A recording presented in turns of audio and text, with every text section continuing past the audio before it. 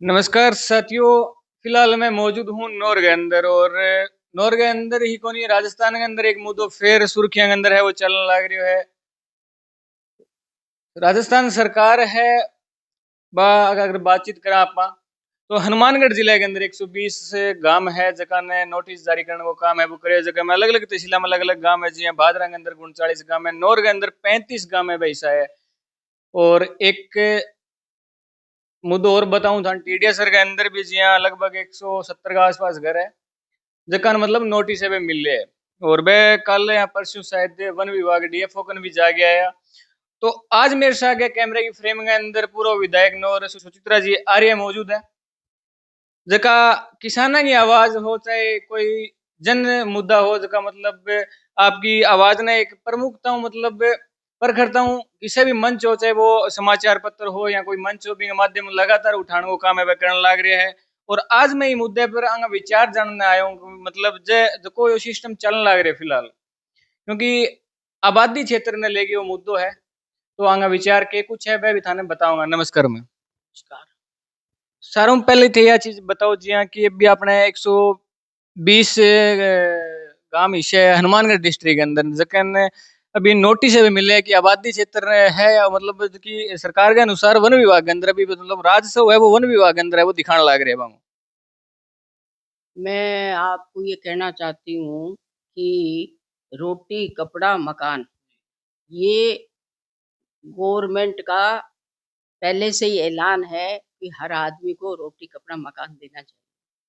शहरों के अंदर जो है जब हम जो बसते हैं उनके पट्टे देते हैं, पैसे दे के पट्टे देते हैं और वो मकान बना लेता है। और गाँव के अंदर जो है कि गरीब आदमी है, पहली बात तो है कि इनको गवर्नमेंट को उनको बसने के लिए जगह देनी चाहिए और बसने के लिए जगह नहीं दे और जगह अगर वो उन्होंने ले ली तो उनका जो है पैसे भरवा लो और उनको रेगुलर कर दो जिससे कि वो अपना मकान बना के रह तो सके। और अब क्या करते हैं कि गांव के गांव जो है फॉरेस्ट में कर दिए। जब वो कहाँ बसेंगे? सरकार जो है तो अपने जो ऑफिस बनाती है, अपनी जो हॉस्पिटल बनाते हैं, अपना जो है कोई पुल बनाए कोई कुछ भी करे तो उसके लिए फॉरेस्ट नहीं अड़ती। लेकिन गांव के आदमी के लिए अगर वो गरीब आदमी मकान बनाए तो उसको तोड़ लो और वो फॉरेस्ट में है इसलिए आप नहीं बना सकते, उनको नोटिस थमा देते हैं। तो इस तरह के काम है। और अब जो ये हाई कोर्ट का जो फैसला आया है तो इस तरह से गांव के लोग तो फिर बस ही नहीं पाएंगे। डिम्ड फॉरेस्ट की मतलब इस राजकीय भूमि है की सरकारी भूमि है जमीन की पड़ी है फिलहाल बिना डिम्ड फॉरेस्ट घोषित है वह राज्य सरकार करने को काम फिलहाल करने लग रही है चलता है 120 का मन नोटिस भी दिए है। तो डिम्ड फॉरेस्ट की बात करना चाहता आम आदमी मतलब अब राजस्थान सरकार से मतलब थोड़ा बहुत काम है तो वो कर सके। डिम्ड फॉरेस्ट घोषित होने के बाद में वो तो फिर उनको जो है सेंटर में जाना पड़ेगा। सेंटर में फॉरेस्ट मिनिस्टर से मिलो, दूसरे लोगों से मिलो, लेकिन उसके बावजूद भी उनको तो जमीन नहीं मिल रही ना। और उनका तो ये कहना है कि अगर फॉरेस्ट में बस गया तो खुद की जो खेती की जमीन है उस जमीन के अंदर जो अपनी वो जमीन जो है वो दो और तब जाके वो जगह जो उनको मिलेगी।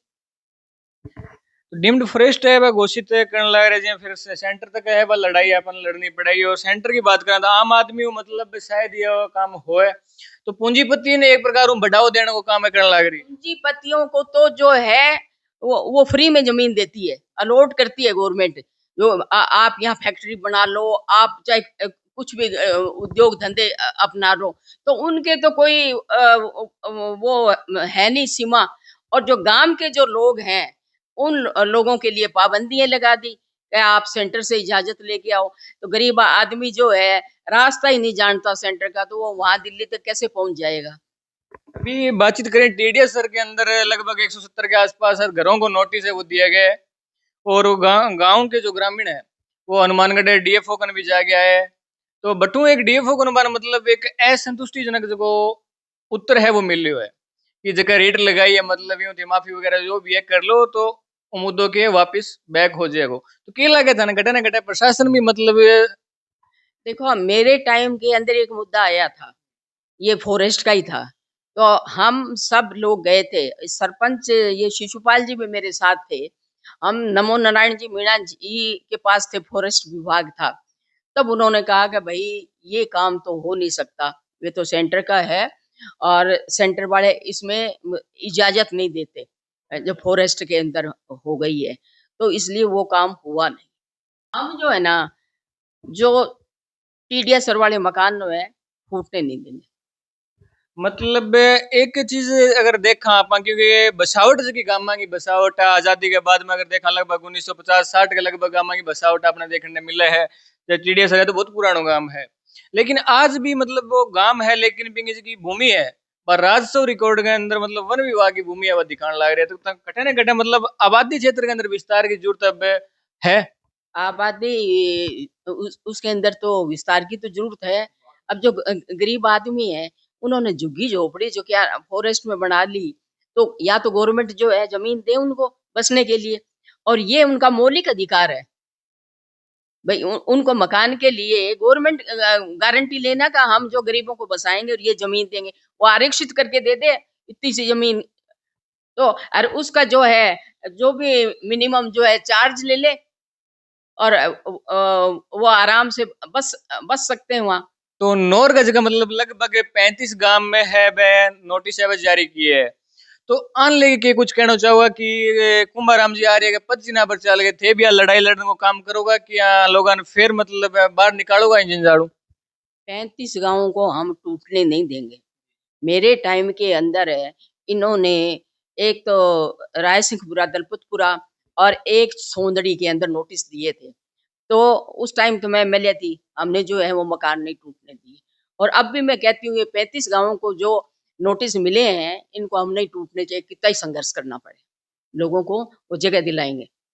बातचीत करें 35 गांव का जब जिक्र आता है तो लगभग ये पुराना है जो मैटर है, क्योंकि गंगानगर कलेक्टर के आदेश अनुसार अब जो नोटिस है वो दिए गए हैं। लेकिन अब हनुमानगढ़ कलेक्टर को इसके अंदर क्या कुछ मतलब करना चाहिए। हनुमानगढ़ कलेक्टर को इसके संज्ञान लेना चाहिए। इसके ऊपर ये सीरियस मुद्दा है। अगर वो संज्ञान नहीं लेगा तो सारे लोगों को क्या मकान टूट जाएंगे?